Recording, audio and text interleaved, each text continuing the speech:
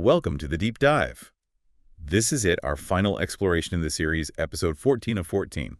And today, we're focusing entirely on one giant figure, the Iranian philosopher Mulla Sadra. Absolutely. For centuries, thinkers wrestled with how to really, bring together rigorous reason and divine revelation. Yeah, that's always been the tension. Right.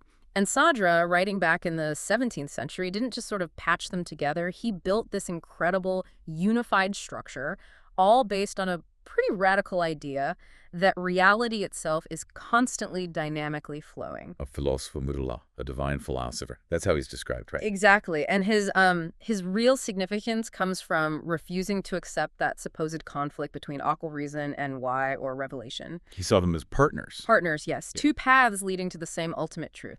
His whole system is about showing why they're not just compatible, but actually essential to each other for understanding existence. Okay, before we jump into that vision, just a quick but important note for everyone listening. This deep dive is based on translations, reproductions of conversations with Iranian philosophers, particularly Dr. Ebrahim Dinani and Dr. Esmail Mansouri Larijani. Yes, their insights are crucial here. Definitely. But, some of the really complex theological or mystical ideas might not come across perfectly in translation. We apologize in advance if there are any discrepancies there. So our goal today really is to trace Sadra's main argument, to show how he sees reality as this constant, perpetual movement, and how embracing that movement is actually the core of the human journey toward perfection. Okay, let's start where he starts, at the sort of cosmic beginning. This leads us right into section 1, the first creation. Intellect and prophethood. Sadra kicks off his major work, the Sharh Usul al-Kafi, discussing a hadith, right? A narrative from Imam Sadiq about the very first thing God created. Yes, the intellect, al-Aql. And the hadith describes this really fascinating interaction. What does it say? It says, when God created the intellect, al-Aql, he drew it forth, istanta quo. Istanta quo. Wait, that means he made it speak, doesn't it? He drew out its speech. Exactly, that's the first act. Then God tells it, approach, Iqbal. And it approached. Then he told it, retreat, Idbar. And it retreated. So the very first thing this perfect intellect does is speak. That seems significant. Oh, it's huge for Sadra. It tells him that the highest function, the clearest manifestation of intellect is expression, not speech. How so? Well, the intellect is known by its ability to articulate truth. You want to gauge a mind. Listen to how it expresses itself. The speech reveals the intellect. And then the obedience part. It approaches, it retreats instantly. Total obedience. That's the second critical point, perfect, immediate obedience. It demonstrates that the total intellect, the aql kulli, is fundamentally and completely aligned with, subservient to, al-haq, the truth, God. So any intellect that, disobeys or is used for harm. Sadra would say that's just a limited partial intellect, a fragment that's lost its connection, maybe even satanic in its deviation from that original perfect obedience. It's corrupted. And after showing its perfect function and obedience, it gets this amazing validation from God. Yes, the ultimate praise. God swears, by my glory and majesty, I have not created anything more beloved to me than you.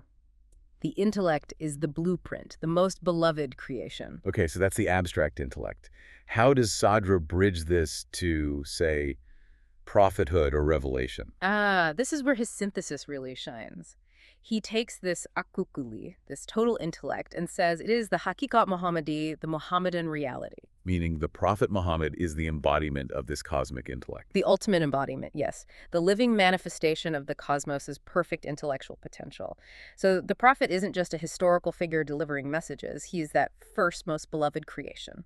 Sadra looks at other hadith. Some say the first creation was light, others the spirit, others the pen. Right, different accounts. And Sadra says, look, these aren't contradictions. They're just different names, different aspects. Asaf nut for this single first reality, this total intellect. Wow. So he establishes the prophet as the pinnacle, where perfect reason and ultimate revelation meet. That intellectual foundation, built on obedience and love, then underpins his whole view of reality. Exactly. If the archetype, the intellect, is dynamic and responsive, then what about everything else created? And that leads us straight into the real core of his unique philosophy, which we can call Section 2, Mulla Sadra's radical reality, transubstantial motion, Harakat al-Jahariyah. Okay, this is where, as you said, it gets really, really interesting. Because this idea, Harakat al-Jahariyah, it basically overturns centuries of philosophy, right, going back to Aristotle. Pretty much. The standard view, the bedrock for ages, was that the substance of a thing, its core identity, its jawar, had to be static, unchanging. Otherwise, it wouldn't be that thing anymore. Exactly. Change could only happen to the accidents, the surface qualities, like, where something is, its temperature, its color. Those could change, but the underlying whatness had to stay fixed. And Sadra says, Sadra looks at the world and says, hold on, that doesn't actually make sense, especially not in a universe created by an ever-active God. He argues, quite logically, that since we see the accidents constantly changing, a seed becoming a tree, a person aging from infant to elder, the sky changing color, then the substance itself must also be undergoing a continuous internal transformation. so reality isn't a collection of fixed things that have changes happen to them. No. Reality is the change. It's perpetual becoming. Like a river, you point to the river, but the actual water making it up is different from moment to moment. Or a flame. It has a consistent form, but its substance is constant change. So hang on. Philosophically speaking, I am not the same substance I was even a minute ago, even though I feel like the same continuous person. According to Sadra, yes. Your jawar, your substance, is continuously moving, evolving, actualizing itself. What you perceive is the continuity of form, the pattern, but the underlying reality is the ceaseless motion. The seed's substance moves into becoming the tree's substance. Why did he feel this was theologically necessary? Why wasn't the old view enough? Because God's creative act isn't a one-off event. It's continuous, it's infinite, it's ever new. The Quran itself says every day he is in new manifestation. Okay. So, if creation, the recipient of that divine act, were static, it could only receive one fixed dollop of existence, so to speak. It couldn't handle a continuous, ever-renewing flow. Right, it'd be like pouring water into a solid block instead of a flowing channel. Exactly. For creation to be a dynamic receiver, capable of accepting this constant, infinite outpouring from the divine, creation itself must be in motion at its core. Harakat al-Jahariyah is the mechanism that allows the finite world to reflect, however imperfectly, the infinite dynamism of its source. The massive shift in perspective. But okay, if everything, my very substance, is always moving, always changing, what stops the universe or me from just dissolving into, well, chaos? Isn't there a need for some kind of stability? An anchor. That's the crucial question, and it brings us to section 3, the dynamic anchor. Stability, thabat, versus stillness. Stability versus stillness. Okay. Sadra makes a very careful distinction here. He differentiates between sukun, which means stillness, inertia, basically stopping. Like shitting pause. Right. And thabat, which means stability, constancy, persistence. Now, in Sadra's dynamic universe, sukun, complete inertia, stopping, is actually impossible. Impossible. Why? Because existence is movement. It's the continuous actualization of potential. To stop moving, to become inert, is to stop actualizing, and in a sense, to cease to fully participate in existence as he defines it. It implies unactualized, passive potential, which doesn't fit. Okay, so if we can't have sukun, where does the stability, the thabat, come from? Things do seem relatively stable after all. The thabat comes from God.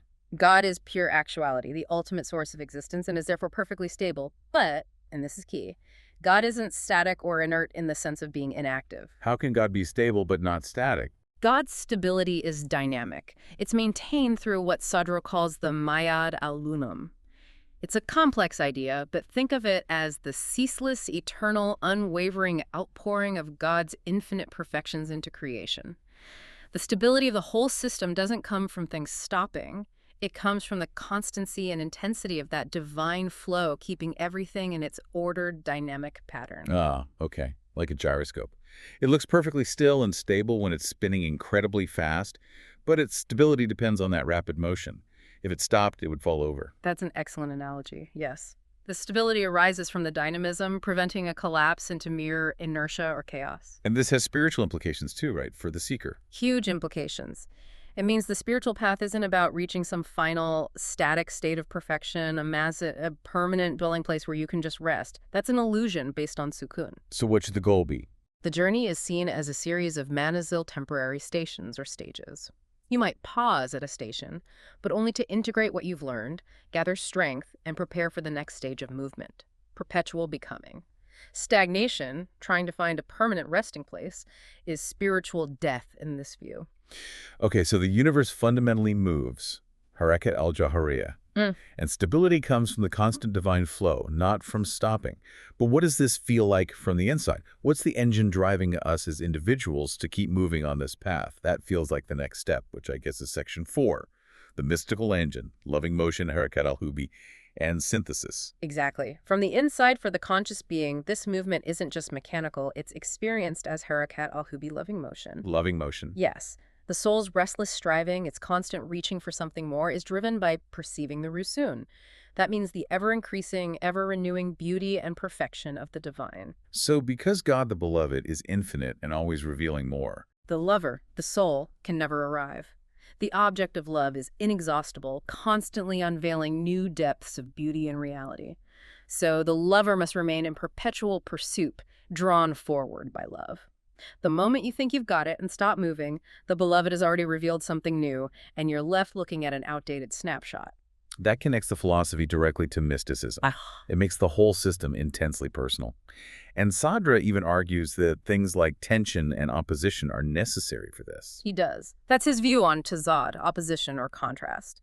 He argues that if everything were perfectly uniform, perfectly harmonious, with no tension, well, there'd be no dynamism, no reason to move or change. It would lead back to that impossible state of sukun, stagnation. So friction is good. Friction, opposition, contrast, these are necessary drivers. They create the imbalances and potentials that fuel the movement towards resolution and higher synthesis. It's the engine of the whole system, really. And humans specifically are like the focal point for this tension. Precisely.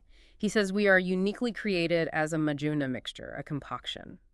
We have this angelic potential, this pull towards intellect and spirit.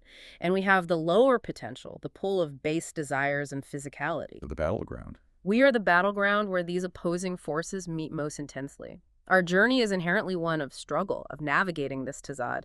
That internal opposition necessitates our dynamic movement, either striving upwards or potentially falling back. There's no static middle ground. And this constant forward, unique movement of the substance, this also leads him to reject reincarnation, right? Tanusuk. Yes, it's a direct consequence. If the jawar, the very substance of the soul, is undergoing harakat al-jahariya, this continuous, unique, non-repeatable evolution, then the soul can't be some static thing that just hops between different bodies or forms. Like changing clothes.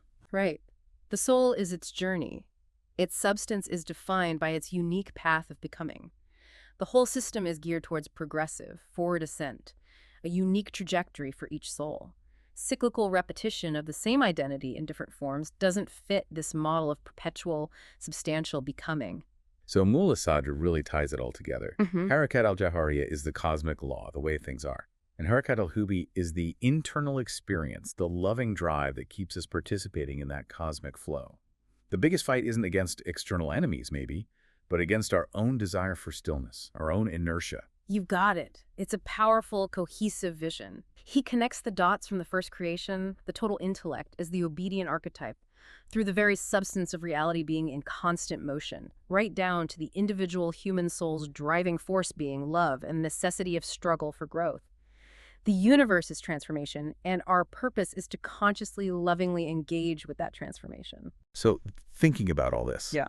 what does it really mean for you, listening right now? If your deepest identity, the very substance of who you are, isn't fixed, but is actually defined by this constant loving motion towards an ever-renewing infinite perfection, where in your life might you be clinging to stillness? Where you maybe defining yourself by a static snapshot of, a past success, maybe an old failure you can't let go of, a job title, some fixed idea of who you are. Sure. Or are you willing to embrace the perhaps unsettling but also profoundly liberating reality that you are right now in this very moment, infinite becoming?